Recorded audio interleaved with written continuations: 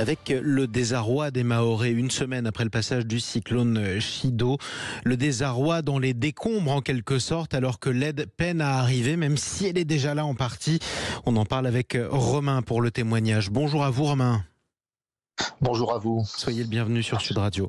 Vous êtes Mahorais, vous habitez Mayotte depuis près de 15 ans, c'est ça ? Absolument, on est à Mayotte depuis un long moment et on a traversé de crise en crise et celle-ci est la crise ultime. Ouais, il est logique que vous n'ayez jamais vu ça, surtout vous. Est-ce que vous avez suivi, d'abord, est-ce que tout le monde va bien dans votre famille ? Oui, absolument, on a eu la chance d'être préservé physiquement, même si les dégâts matériels compliquent la vie du quotidien, on est quand même en bonne santé. Alors on parle de dégâts matériels, c'est considérable. Qu'est-ce que vous avez comme dégâts chez vous ? Alors, on n'a plus de toiture, on a les véhicules bien sûr qui ont été détruits, on a eu des infiltrations d'eau un peu partout et à ça se rajoute l'absence d'eau toujours à ce jour, d'électricité et de téléphonie. Alors on va en parler de manière très concrète. Heureusement là le téléphone marche, en tout cas sur WhatsApp, puisqu'on arrive à vous entendre très bien, c'est comme si vous étiez avec nous. Vous avez plus de toit alors qu'il pleut en plus assez régulièrement en ce moment, c'est ça ?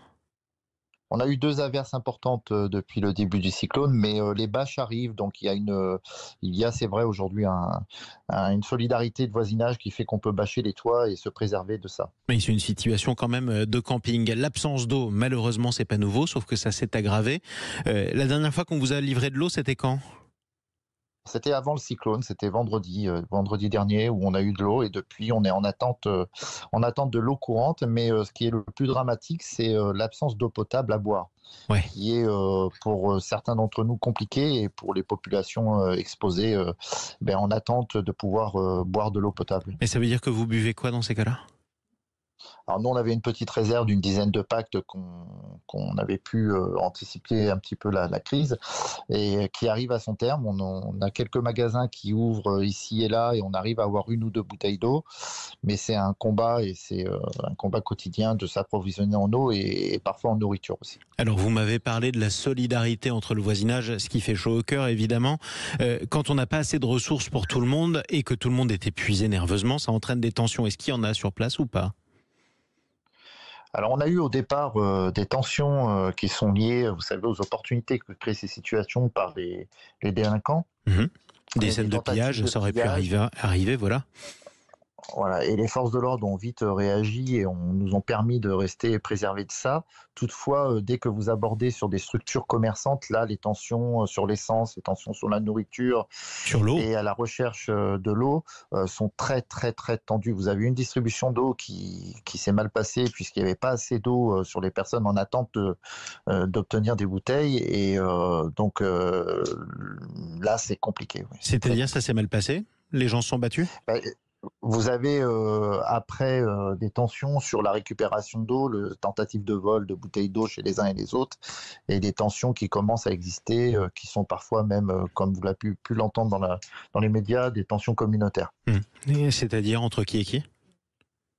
Vous avez des tensions entre les populations défavorisées, ceux qui sont un peu plus privilégiés, et des tentatives de vol de subsistance comme l'eau, la nourriture, et aujourd'hui certainement les magasins vont être exposés. Oui, donc ça va être difficile aussi pour les forces de l'ordre. On pense évidemment aux policiers, aux gendarmes qui sont sur place.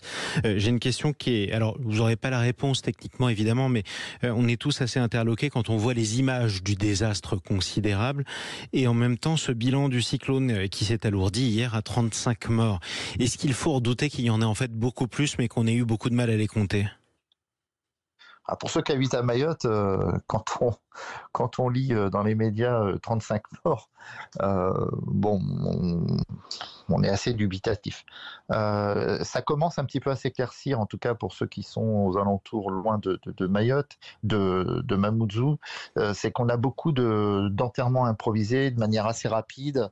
On a un gendarme me disait là aujourd'hui qu'il avait constaté sur une Samboro des tombes rapides. Il y a des mosquées qui commencent à dire qu'ils ont fait des prières mortuaires, etc.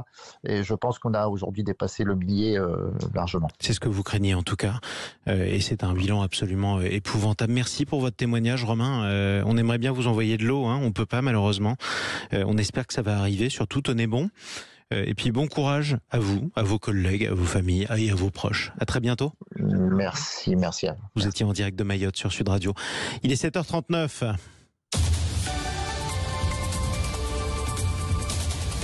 Situation vraiment terrible dans ce 101e département français vers lequel nos pensées se tournent. À défaut de pouvoir faire davantage.